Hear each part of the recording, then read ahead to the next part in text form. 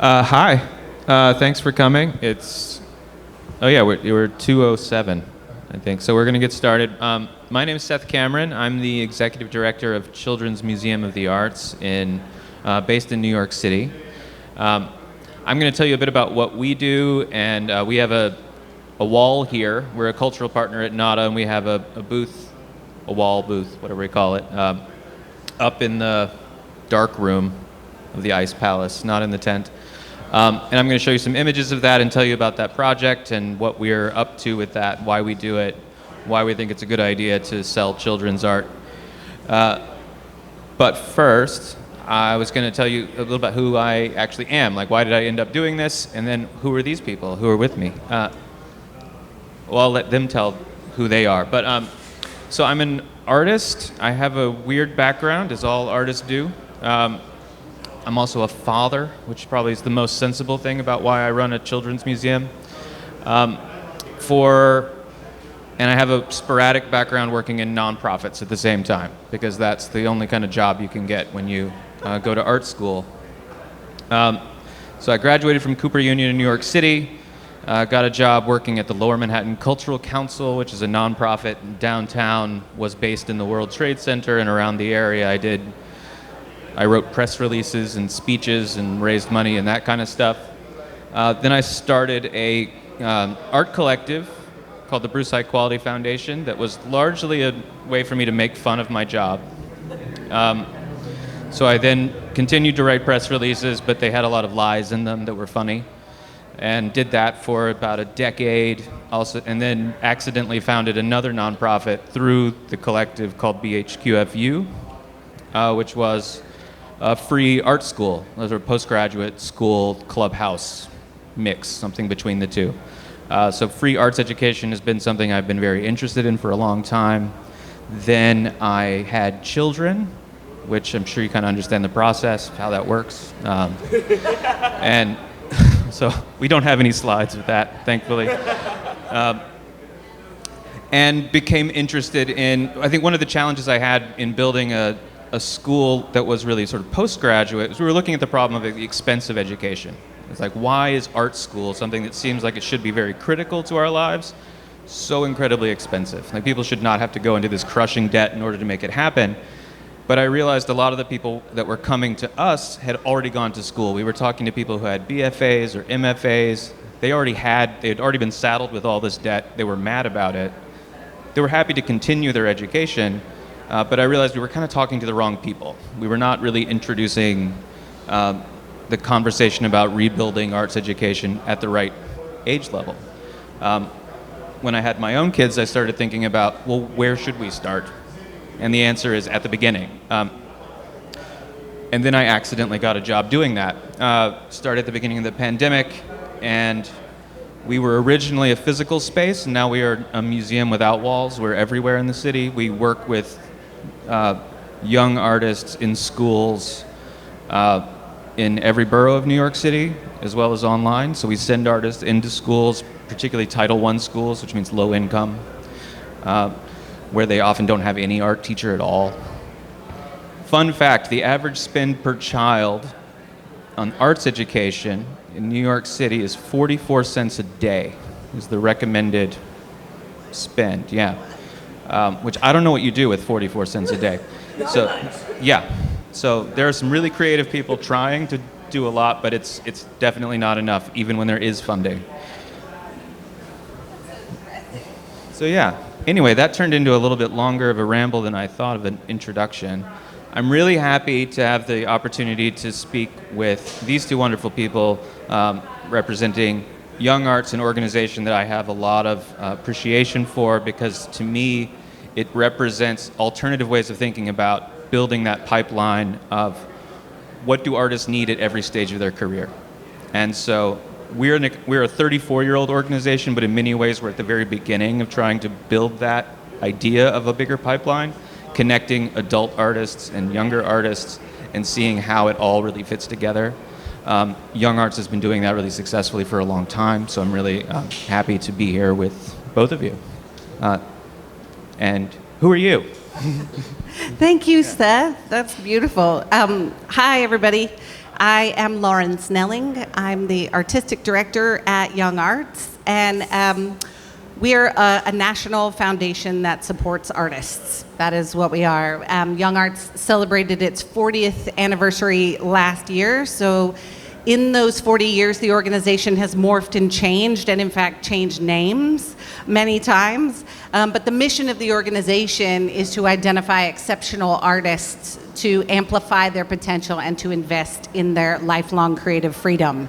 So it's a pretty great place to get to go to work at every day. I feel like you, that we feel really lucky that that's our charge. But in 40, almost 1 years, there are 21,000 artists that have been awarded through this program. And so for many years, the institution was supporting these artists in their teenage years. So they come to the program through an application. It is a competition, but it's nationwide. It represents 10 different disciplines of the arts. And then the application process, which is June to October every year, 15 to 18-year-olds or 10th to 12th graders in high school apply to this program and are awarded at 3 different tiers. And then they have the opportunity to participate in workshops, master classes, and now the institution also, as you were referencing, is really invested in supporting them throughout their careers. So as emerging artists, with mentorship programs, micro-granting programs, and various other kinds of professional development and creative development, but also a community that lasts a lifetime. So if you're an emerging artist or a mid-career artist or an established artist, you have this network of colleagues that you can lean on. Young Arts really prides itself in interdisciplinary collaboration and introducing artists at a young age to others who are at that same caliber, at that same age, or that same time frame of their career, so they can kind of learn from one another and expand their own artistic community. And Cornelius is the most amazing example of this. Artists can apply to this program in all 10 disciplines if they have the capacity, and Cornelius is a winner in 2 different disciplines, design and visual arts. Young Arts is also the sole nominating body for U.S. presidential scholars in the arts, and so Cornelius is also a U.S. presidential scholar in the arts. So now that I did your mini bio, do you want to introduce yourself too? Yes, thank you for that. Yeah, my name is Cornelius, and I'm an interdisciplinary artist and designer.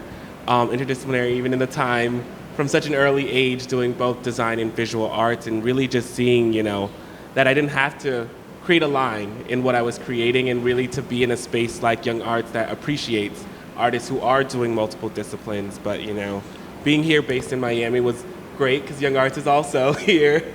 And I think, it's really just great to see and have that level of support at an early age. So, for me, I was always interested, in painting and drawing in kind of the traditional fine art sense, but also really architecture and like how we experience artwork when we kind of move through spaces and exhibition design.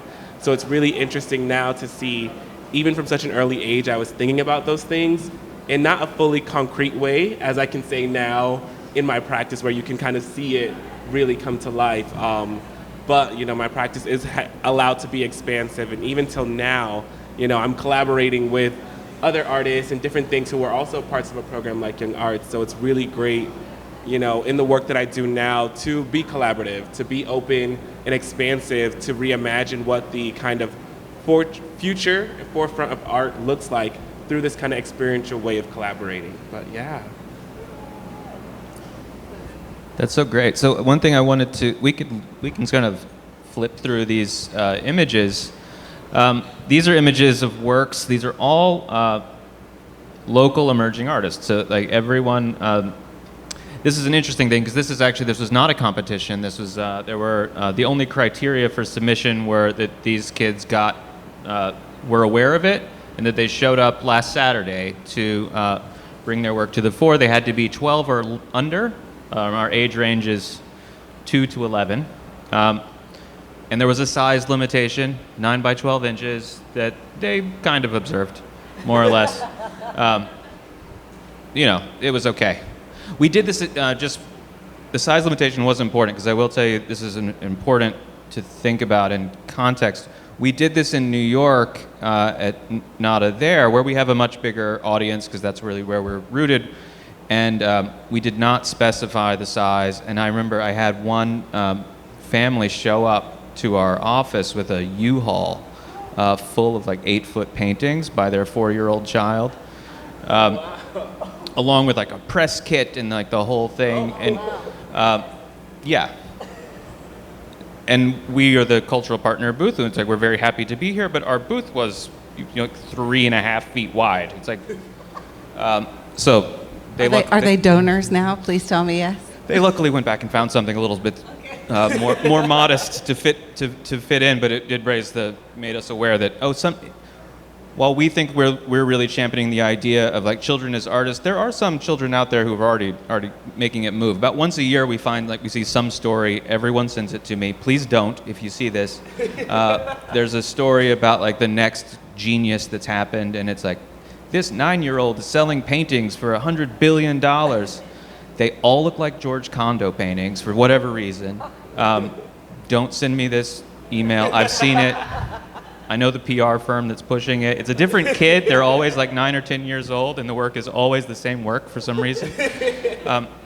That's not what we're trying to do by selling children's art. It's why we insist that they set their own prices. There's no market for this. That's like kind of the point. It's really something that they're thinking about it from their own place. And so the results are all over the map. Like oftentimes people are setting the price based on the cost of a Lego set, or the cost of a doll that they want, or a number that they just like.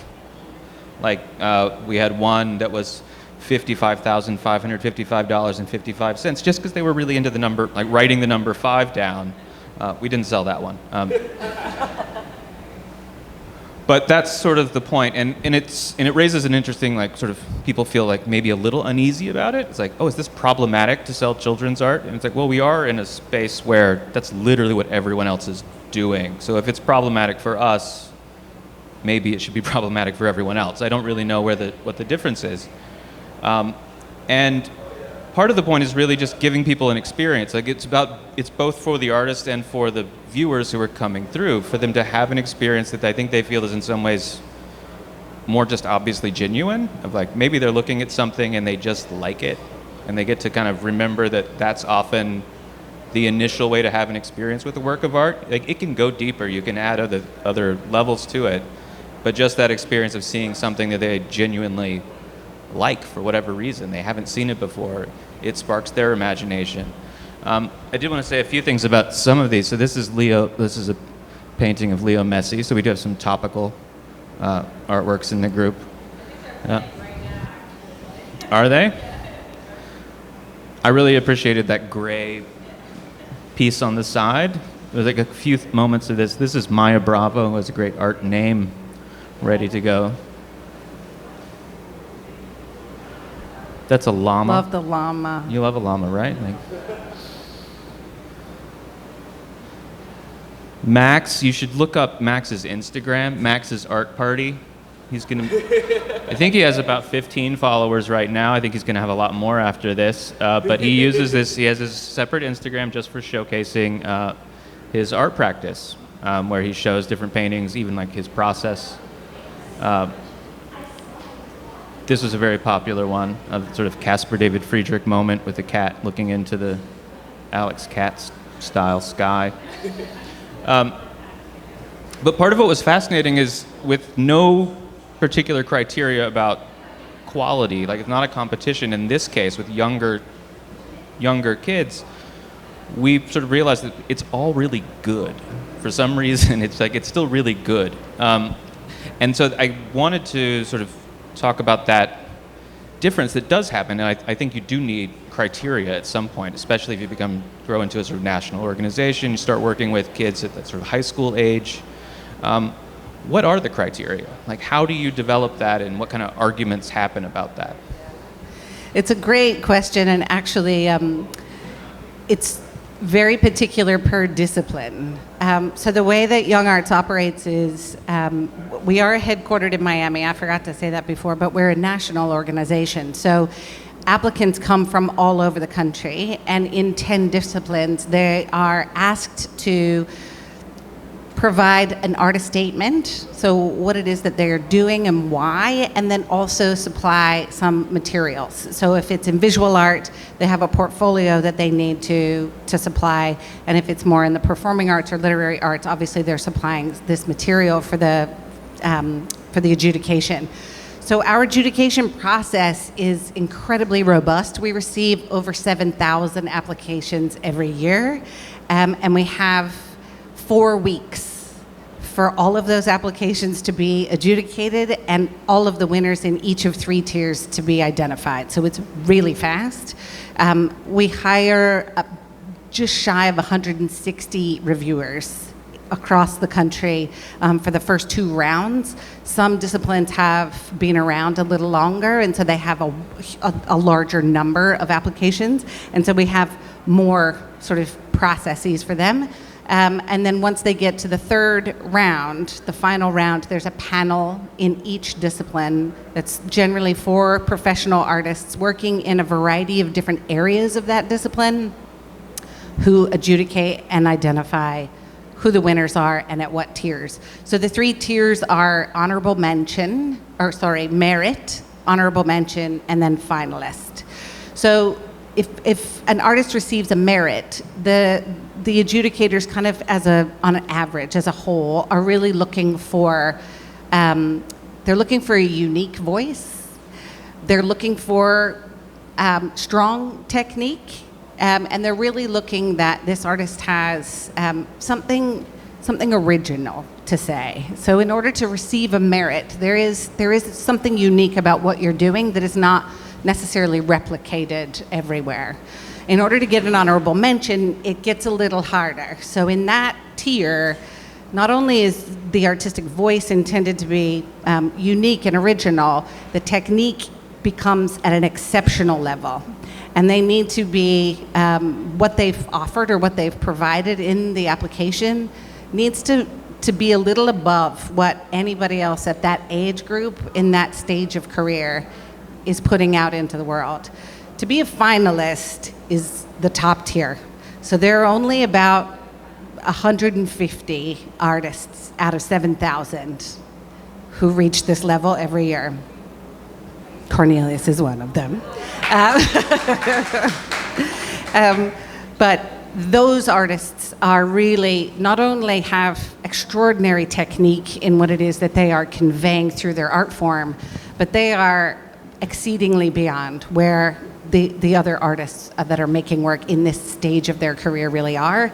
And it becomes very difficult. I've watched the panels during adjudication. They come together and there are debates. There are heated discussions. There are fights to hold on to someone at a certain level because they can feel the rhythm of where they think an artist is. Now, this is just a snapshot of where a teenage artist is sitting.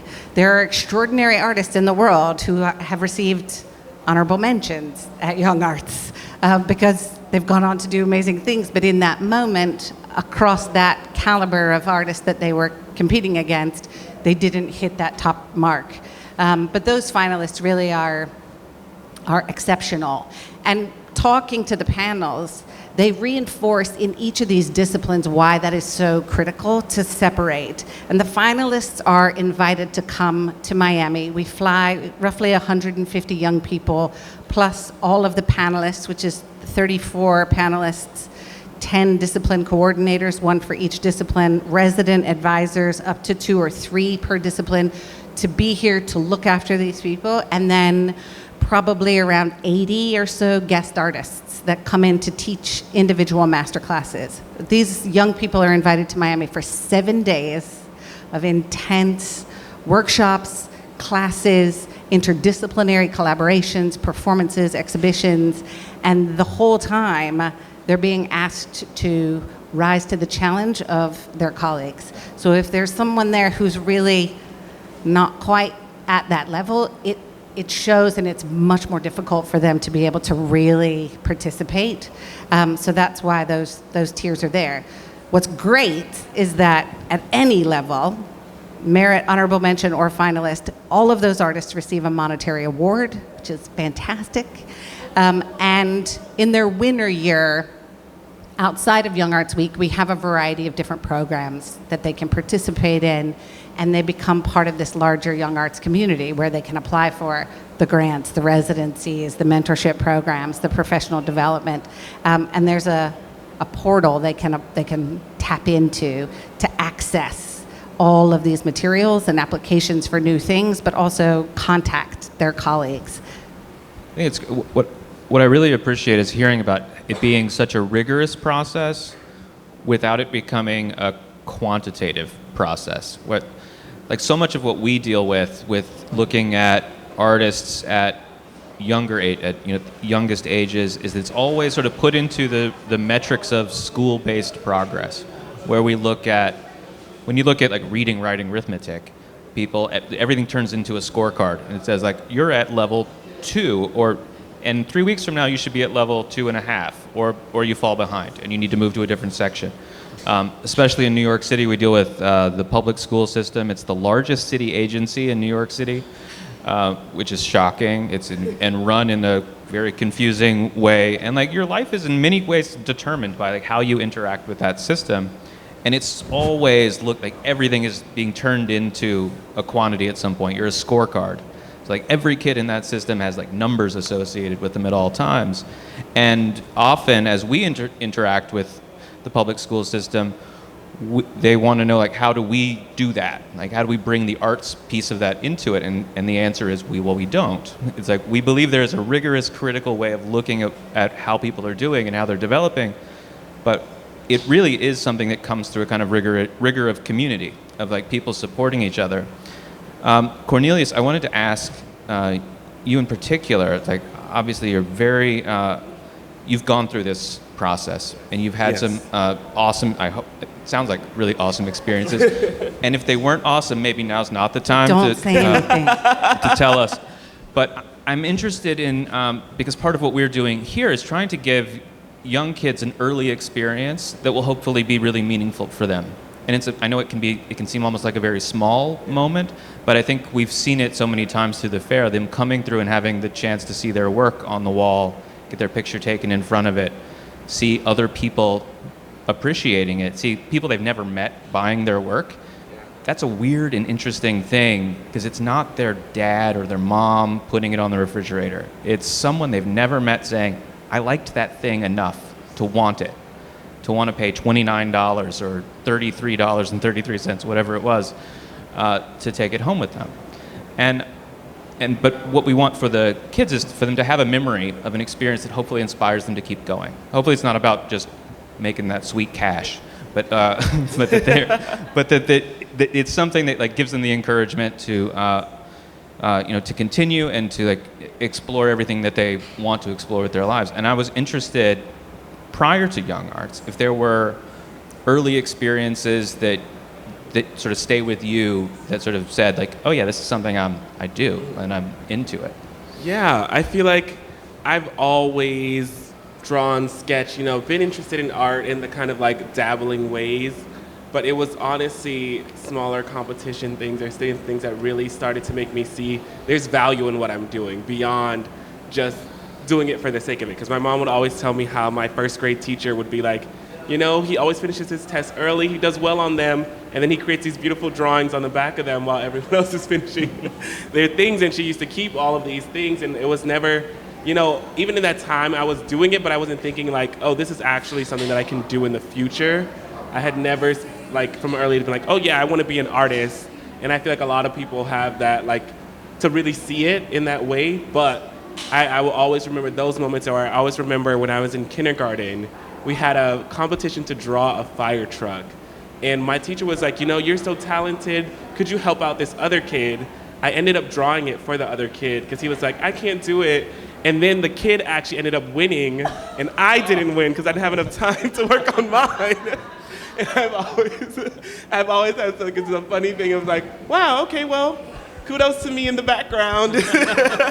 And I'll always remember that. But I feel like it's even those little moments to see that like my work has value to someone else. Even if it's just a little clap, a little medal. I think as an early artist to begin, I wasn't connecting the dots, but as I got older into other programs like Young Arts, to see that, like you're saying, beyond just my family or other people, there's people who are not only appreciating what I'm doing, but willing to support in ways that I wouldn't even expect, and I think also through programs and different things, like even like MoCA here in Miami, like they do a lot of different programs, but like to see organizations that treat you also as like an artist, even from a young age, I think that's something that's transformative just in the way that you view what you're actually doing, Because I think it's one thing to be producing, creating art, but like you're saying, like taking photos in front of your art, meeting people who are actually asking you questions about your work, and that it kind of sets you in a place to be like, oh, this is what artists do, this is how you go through the ropes.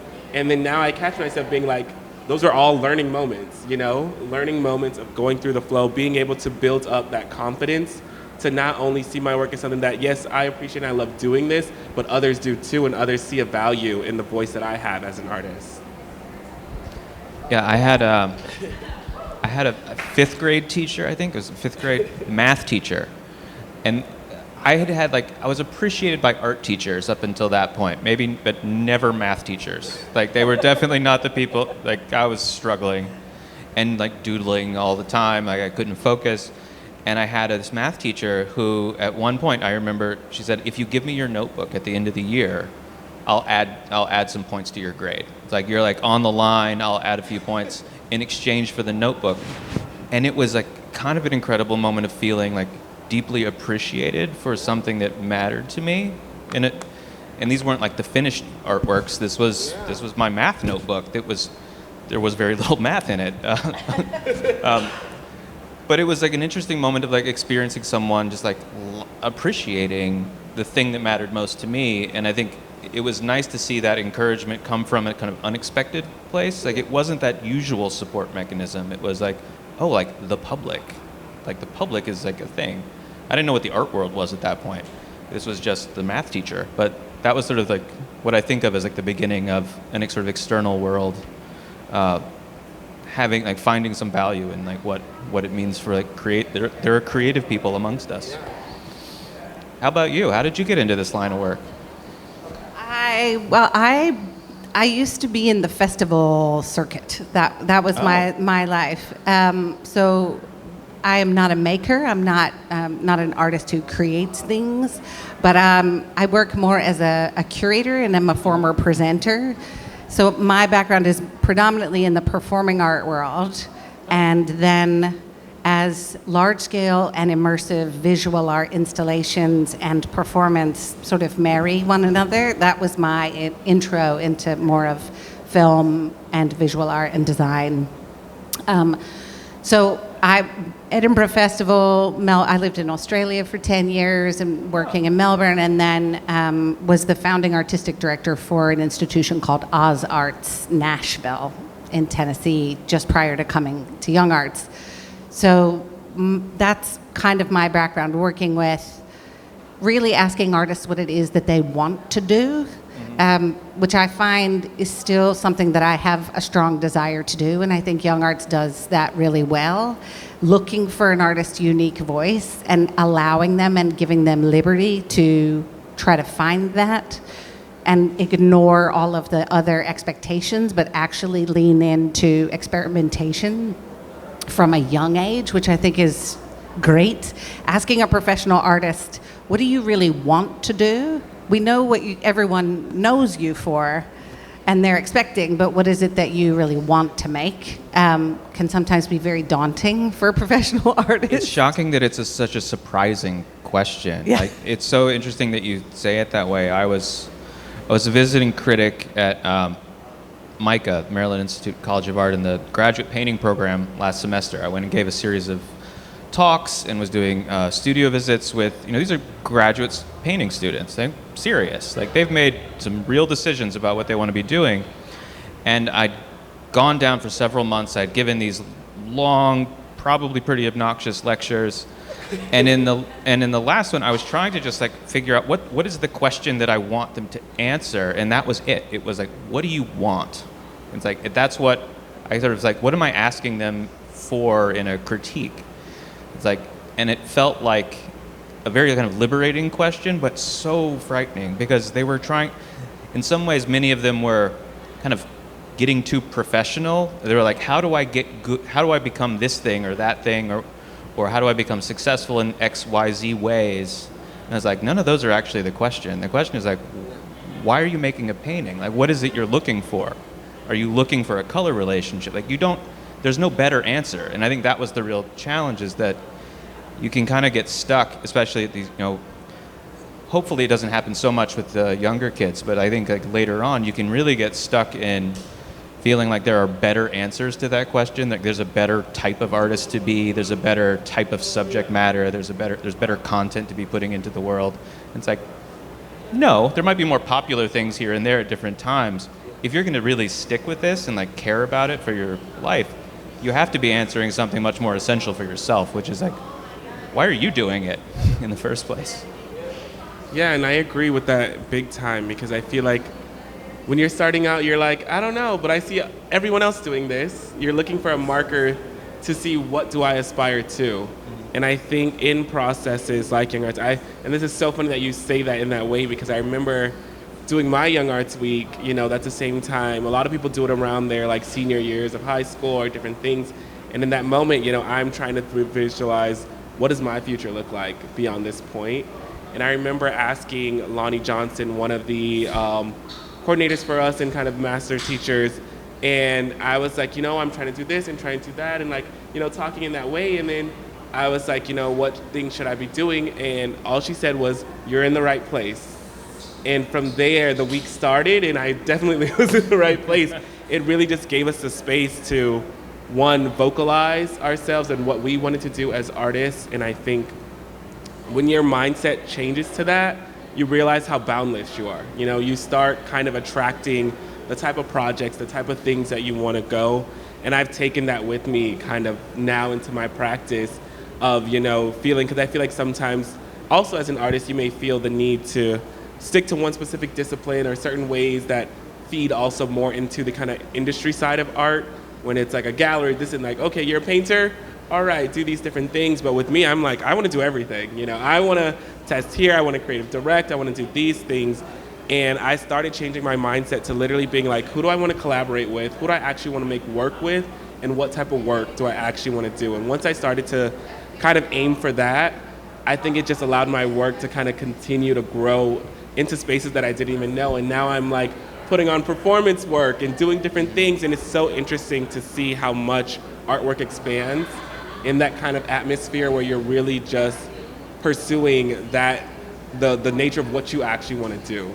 And seeing the ways that, like, and I'll always say, I love collaborating, I love working with other artists, because that's another thing too, where you may feel like, I have to do this all on my own. I have to do this, I have to make these things happen. But as artists, we really can support each other, and organizations can help connect artists to see that, as long as you're going for the same vision and the same kind of outcome, you can support and work in different ways and create work that really helps and upbuilds each other, and to kind of make those things that seem like crazy dreams become realities. Did you ever go through like a period of doubt? I mean, not just like not like a daily one, I'm sure, but like yeah. I think it's funny because I'm very like, I love what I do, this, that, blah, blah, blah on the forefront, but I'm always thinking like, what's next? Or is this really as good as people saying it is, Yeah. There's always that feeling, and I think every artist has it, because we all have a view of like what you want your work to be, and sometimes it doesn't always end up to that. Like, it's still good, but you'll still be critiquing internally. And I think that's another thing too that I appreciate about my friends and other people who are around young arts. It's like, you can ask them like, is it really as good as like that? And they'll give you constructive criticism or whatever. But I think also we have to be easy on ourselves. We have to allow ourselves to grow and learn and have that space. And I think that's something that we don't talk about as much as an artist, because we use an artist as like, well, this is your vision. This is one thing, but that vision has space to grow and change. And I think if we treated art almost as like an experiment, sometimes it fails. Sometimes that doesn't mean that it's like, I think even failure is a success, because now you know how to move forward. And I think I always think about that now with different projects and different things, like, it's not just about, that final outcome, but what was the process? How can I continue to expand? And like, in those moments of doubt, I have to be like, there's gonna be another opportunity, there's gonna be another chance. And I think also for me, it's like a lot of things have happened fast in my career and happening and growing as an artist where I've had to like adapt really quickly to the way that things change. But, you know, giving myself also the time to just rest and reflect and like actually take in all that has happened, you know, all that has gone successful, all that has gone right in those moments of doubt. And to know that, you know, I feel like at the end of the day, as long as I'm making something that, you know, carries the message that I feel is authentic to me, that is enough validation to kind of continue forward. It's so interesting that I'll have a brief nerdy moment, and then we can go to questions, I think. So there was, in looking at children's work in particular, there's kind of a rough idea of like when children are creative and when they all stop. And this was introduced with real data at one point in the 1940s by a guy named Victor Lowenfeld, who was an artist and professor, and he actually went out and gathered drawings and studied children at different ages, and they developed a kind of schematic to say okay, everyone starts off when we're scribbling. Everybody does it. There are universals, right? Everyone does that, and the idea is at that age, it's not really image-based, it's just material handling. It's oh wow, I did something. And it evolves and it becomes starting to develop some sense of symbol making, and you can all kind of relate to this. We know what children's drawings look like, right? There's an introduction of symbols. Those symbols then get codified, and it starts to be, okay, the sun goes in the corner, that's how I always do the sun. A person is this set of marks, it's always this set of marks. And then naturalism comes in. So this is all sort of specific to drawing. And it's oh, now I want to kind of make it look kind of real, whatever that is. It usually means you start adding in details in a very specific way. It's drawings of hands start to have little lines around the knuckles, but the face might still just be a sort of smiley face. And then puberty happens, and they all stop. Everyone stops being an artist about then. The short answer to why we stop at age 12 for the project like this is a kind of rough approximation of a thought experiment about how this functions. Now, Victor Lowenfeld doesn't ever mention puberty. He just says something happens at around age 12 where everyone stops making things for 4 years. And then a few people start making things again. And that's kind of the general vibe of what happens. And it's kind of easy, and why I asked the question about doubt, because I think so much of it is about, for us, thinking about that early stage of education is, the problem isn't that these are these are things that have to happen. The problem is a huge moment of upset and doubt comes into people's lives that is biological. We all go through this experience, and it throws us off. We're right? It's yeah. I vaguely remember that. It was terrible. And so I'm sort of just curious about, it's nice to hear about ways that you sort of strategize and think about how to overcome that doubt, because what I feel like our mission is in many ways is how to prepare young people for this inevitable crisis that we know is coming. At some point it's going to happen. And we've got 25 really talented young artists here who are making really exciting things, and there's also, maybe most people aren't thinking about, I'm dreading a moment when they stop. Yeah. So it's nice to hear that you made it through. I'm glad I did. I know, maybe we can do a bridge, right? You guys just throw the carrot out there of Young Arts is there for you after you have that moment, if you have that moment. Yeah. So it's you're going to go through some stuff, but then this is there. It'll be there. We see a lot of people who apply to this program at 15, and they may not win anything, but they apply again, and then maybe they get a merit, and then they apply again, and they get a higher score. So we've developed, over the years, looking at the research of this, we've developed a feedback program. So if you get to a certain point and you still have a year that you can apply, the panel or the reviewers will send you specific feedback about your portfolio or your video you send through, something to kind of give you a leg up. You have to have kind of gotten to a certain point, but the idea is recruitment at the very beginning is there to try to let everyone know like you're doing, that you have a creative potential if it is something that you desire to do. And if you have been honing that at all, we want to give you a chance. And then that application process is so critical in those teenage years because you're applying to everything. It's like, how do you get good at writing your artist statement or putting together your materials? So that's useful.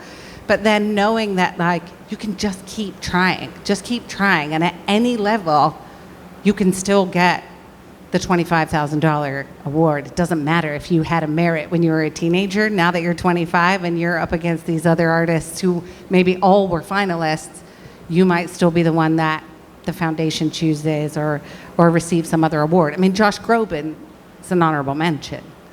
There are a lot of artists who've come through the program where you're like, oh, this is a snapshot. So also trying to convey that idea that not every moment is going to be that high moment. And I loved hearing you say that, leaning on your colleagues for feedback. And I think our panel does such a beautiful job.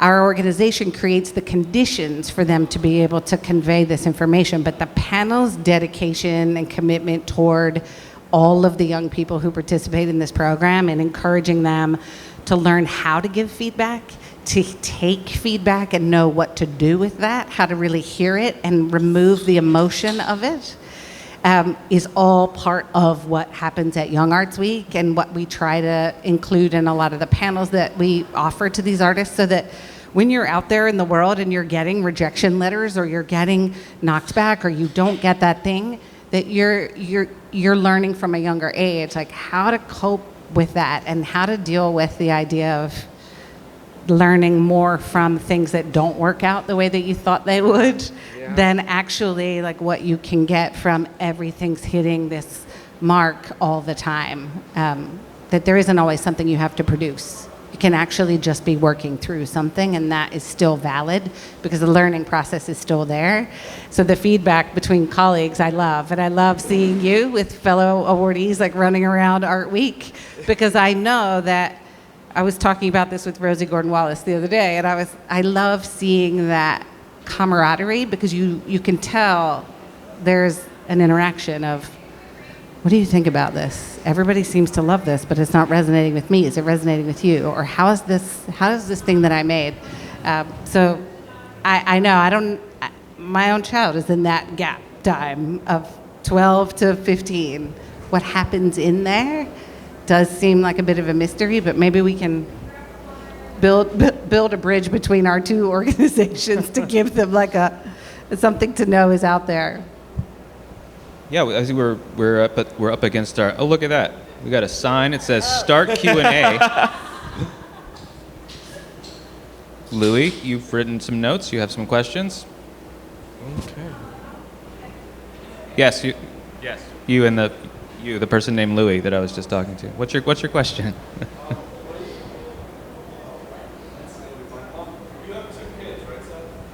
Yes. Yes. Good question. Yes. Easy one. Softball. Done. Last I checked, yeah. Is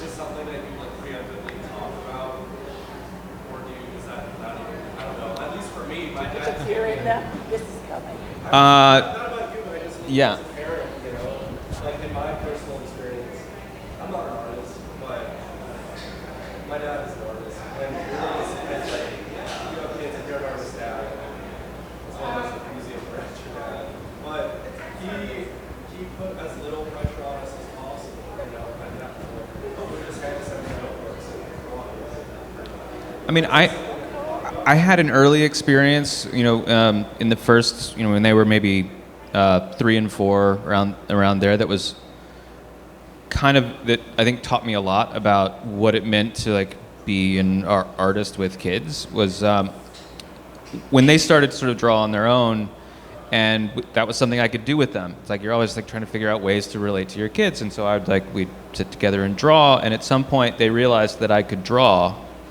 anything that they asked for. And I'm not saying I'm like a genius, but it's like I could draw, they're like, draw a dinosaur. It's like, yeah, I could draw a dinosaur. I could do that. Draw a spaceship. I got you. I can do a spaceship. And I noticed that they stopped. They stopped drawing once they started realizing they could just request it of me. And the other adults that they knew, because all of my friends are artists, could also do that too. And so they thought it was fun too. They'd come over to the house and we'd be like, we're going to draw with the kids. The kids weren't drawing though. It was a bunch of adults drawing dinosaurs and spaceships. And so at some point I said, I'm going to sit on my hands. I have to just stop. We're going to introduce materials, but I'm going to just have to say no. And it took a while, but then they took over again. And it felt like a really important lesson in how to work with especially younger kids. When I sort of started to, I couldn't help myself, I had to start making something again, because there's crayons and paper and stuff sitting around. I kept everything as formalist abstraction, which is largely what I do anyway, but that I thought was a really helpful way to still be able to participate, but it didn't bring in that question of representation and naturalism, things that they see a very specific benchmark. It's they would bring me the Pokemon card and be like, draw that. And it's well, yeah, I can just draw that. But then that's just me sitting here doing a thing, and what are they doing? So I started just doing color experiments with crayons. And that actually I think was helpful because it's a non-competitive way to experience working with them. I was talking to someone yesterday about this, who, another artist who's worked a lot with kids, and we were sort of sharing the experience of when we first discovered Joseph Alber's color experience, and realizing I remember being really angry when I learned about this. Simultaneous contrast made me angry, and it made me angry at people who didn't teach it to me earlier, because I was 18 years old. I'd gone to some great programs. I'd won some awards. I'd moved from Podunk, South Carolina to New York City to go to fancy art school, and it was only there that someone showed me something that anyone could have shown me this at any point earlier. And it's actually a really interesting thing to think about, that we could be reframing arts education in a different way that actually took away some of that question of naturalism as the only standard for what's good, and gave people tools that they could use throughout their lives. Most anyone, can figure out how to put different pieces of colored paper on top of colored paper and make magical things happen. And it doesn't require any special training other than take the time and look and observe it and experience it. So it's an interesting way to think about what that bridge might be, to cross from scary time of self-doubt, oh my god, I'm going through puberty, why are these hairs coming out of me, maybe I should I need smaller pens, why can't I draw things exactly the way they look? It's maybe we need to be looking at introducing people at that age into material properties, things that actually don't require, that there's really not that much to compete about, but there's a lot to explore and experience that you will always use. No matter what you do, you will the way I describe it is I tend to be I love formalist abstraction, but it turns out no matter what kind of art you make, it will have color. You can't not have color, so you've got to know something about it. Whether or not it's the thing you focus on, or whether or not you build bigger ideas out of it, it's going to be there. So you might as well have those tools, those sort of basic essential tools, and those would be an interesting thing to rope onto some troubled youth.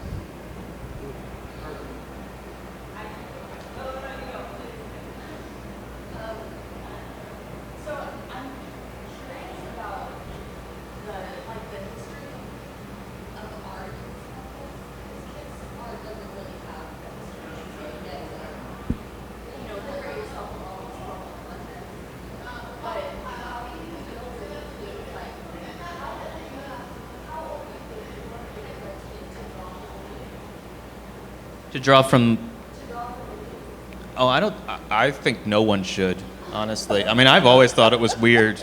I don't know, that was my experience. I was why is there a naked person there? It's give me a still life. It's they look cold. I didn't know what that was about. But no,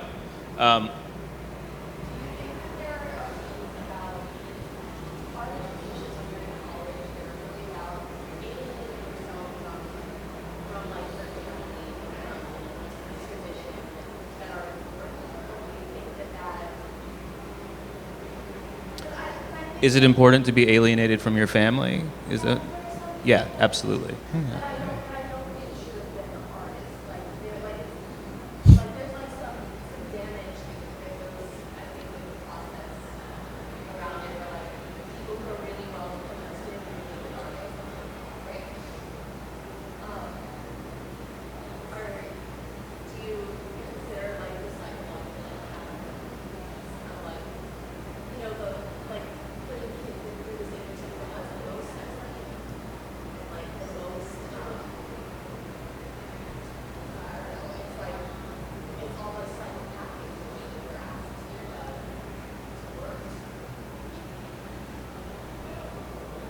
So there's a few different things in there. You want to take that one? Yeah, I think, because that's the same thing where it's like, I'm glad that I've had the art experience that I've done, and I've been in contact with the organizations that I have, because they have a more communal approach to how we experience art and how I've learned art, you know, and it goes back to some of the things that you were talking about, you know, just being educated on what art is, having access to experiencing art in a way that isn't so institutional in terms of like, you need to achieve this to make it art, you know? You need to reach this standard.